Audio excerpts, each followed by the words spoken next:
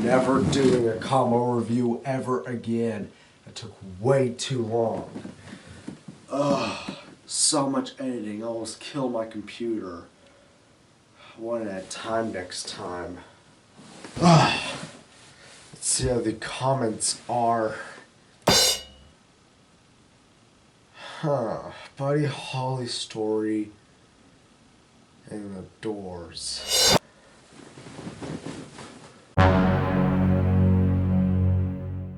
Buddy Holly story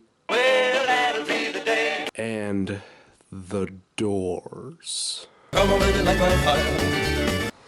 One at a time, bro.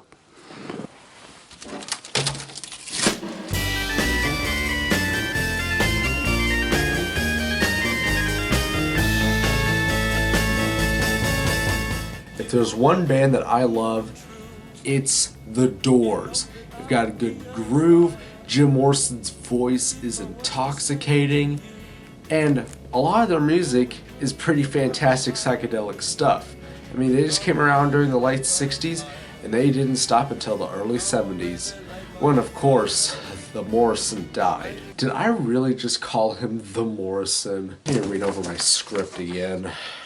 Now, this just isn't an out-of-the-blue, record review. That album's coming later. But this was actually requested by one of you guys, by a Qubandits. I'm showing his name on the screen right now. He requested me to review this, as well as the Buddy Holly story, which is seen right up here in the corner. Of course, hidden by the... I need to refill this.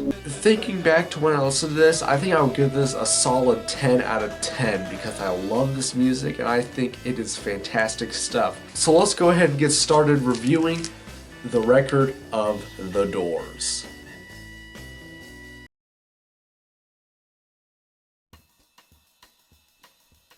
Talk about a way to get the audience invested in an album.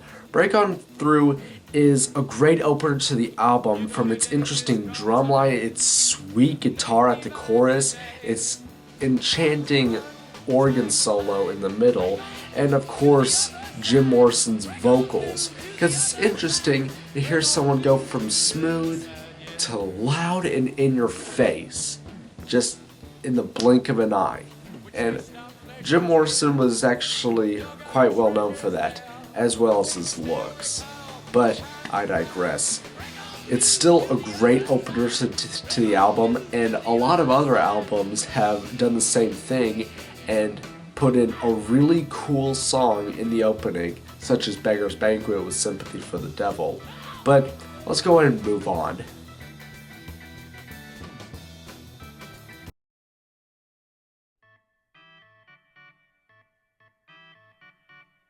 Not only is the organ line similar to When the Music's Over, which is one of their songs from their second album, Strange Days, Soul Kitchen is a much smoother song on this album. The double tracking on the vocals is a nice touch as well because it gives it sort of a personality. It kind of reminds me of John Lennon, the way that he wanted to have his vocals double tracked because he hated his voice so much. Jim didn't like his voice either, until Ray Manzarek told him, hey, Bob Dylan's got a sucky voice and everyone loves him. Great words spoken by a great man.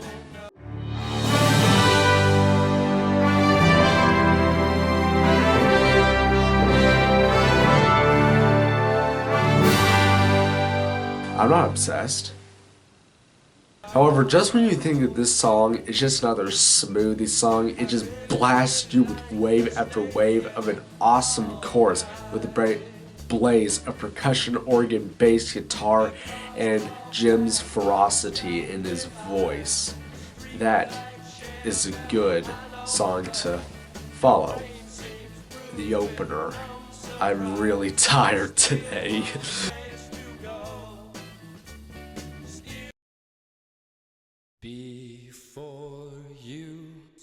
No, there's no screaming in this one. This time the vocals are soothing and hypnotic. Whenever Jim Morrison is not growling or screaming into the microphone, he's usually angelic. Which is one thing that I really like about his voice, is it's so seductive and soothing and hypnotic, much as portrayed in An American Prayer. Listen to it with your parents. I'm sure they're going to get a great kick out of it. Now, as you can listen to in the song, there is a piano in it, which sort of gives it less of just a smoothie like Heart of Stone by Rolling Stones. But it makes a journey on a ship, a crystal ship.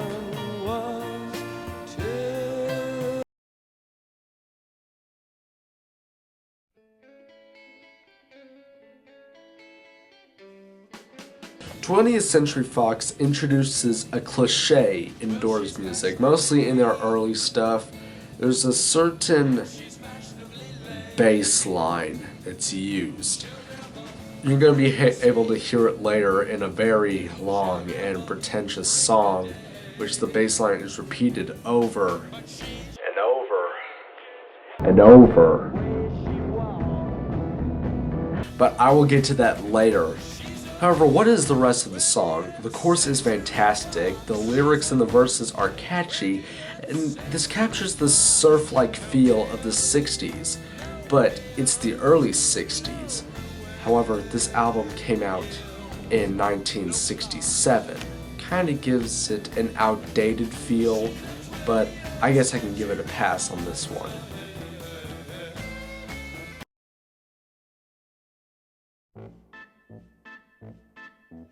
If you're a fan of the Edgar Wright, Simon Pegg, Nick Frost trilogy, I think it's called the Cornetto trilogy, then you will probably know the song from the third film, The World's End, in which case the plot is a bunch of guys go from bar to bar trying to reach the Golden Mile, which is like 12 pubs or something, and I think this song really captures the plot very well, even though this song was made decades before that movie even came out. But whenever you think whiskey bar, this is kind of what you think of. But then again, why is it called Alabama Song?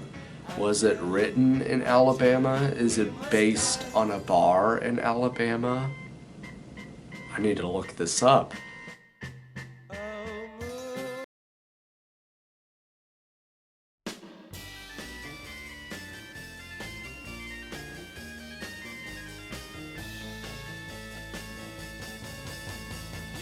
Screw this song. I don't care how popular it got.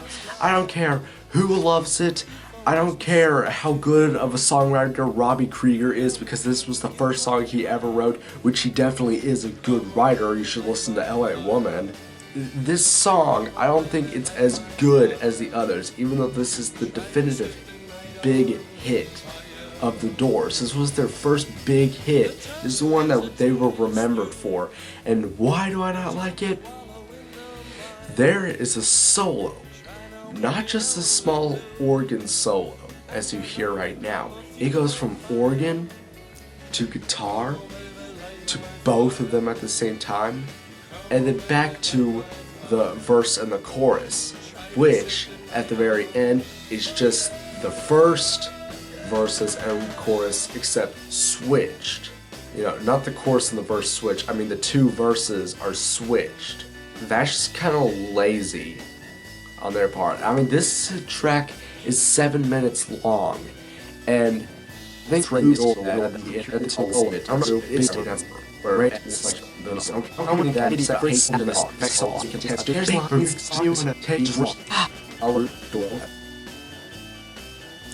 let's keep going.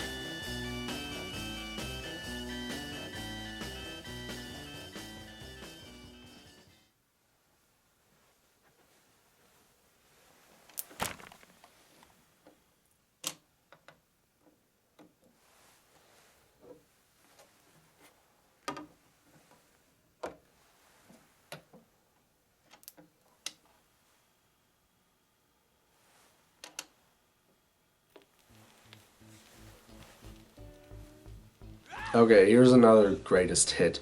The organ is very catchy, but it feels like it's been used. You know, it just feels like the whole da da da da It feels like that it's been used in a million different songs before, and I know I've heard it before, but it's probably in this song. But it feels very used. But the one problem that I have with the song is the lyrics. When you actually do understand what Jim Morrison is singing, perhaps he was on acid, it really doesn't make sense. I mean, every other line is just Jim singing Backdoor Man. The song just goes around in circles at that point. It doesn't really go anywhere.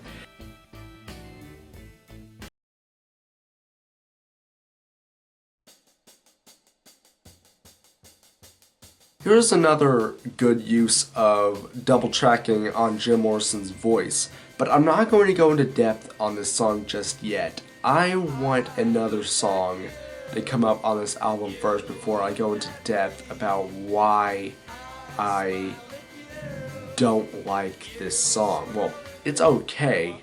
Everything's okay about it. It's just I really want to get into a certain detail about it whenever another song comes up, so stay tuned.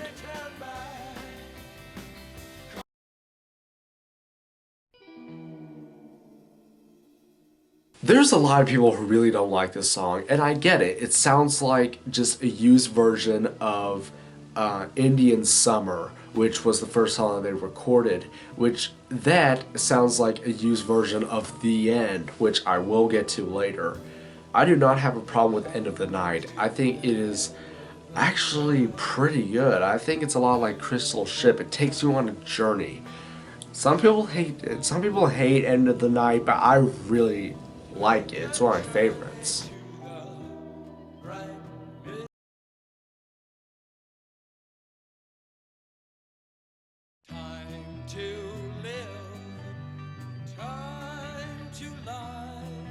Take it as it comes. Does the verse sound familiar? Okay, it's not that familiar, but it is very similar to I Looked at You, which is the song before that I decided not to go into detail for. You guys have short attention spans, you know that?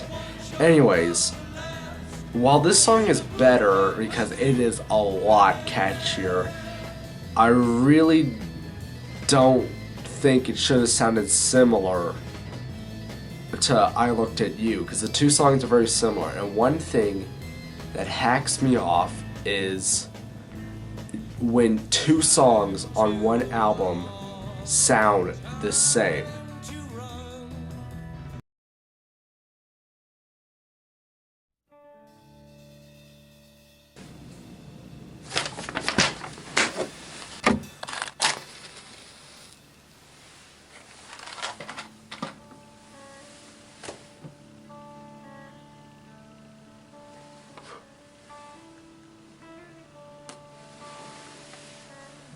This is the only way you can listen to this song.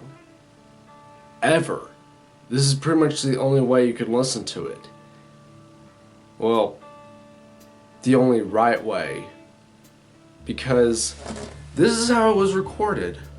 With one lone burning candle next to Jim Morrison as he sang The End.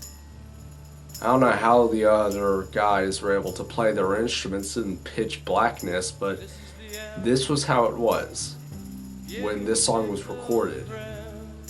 And this is how I think it should be played, with one burning candle. Pumpkin spice.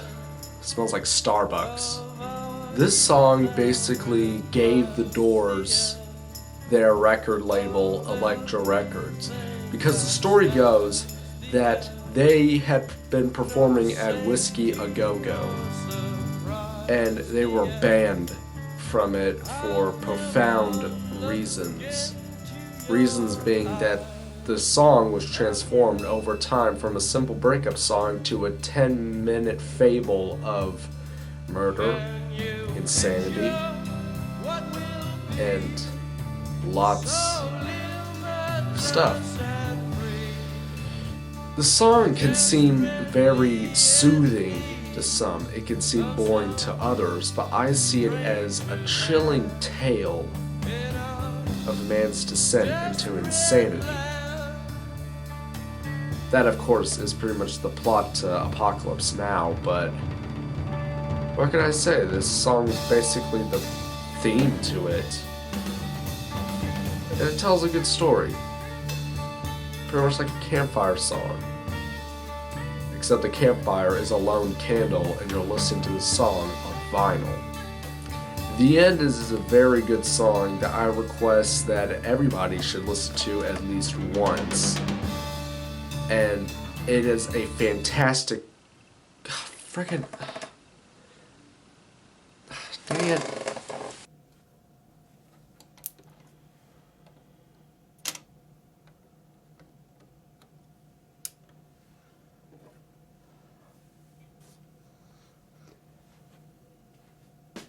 Well, everyone, that was my review of The Doors, their debut album here on vinyl. The recordings that you were hearing were from the CD version, which I conveniently have right here.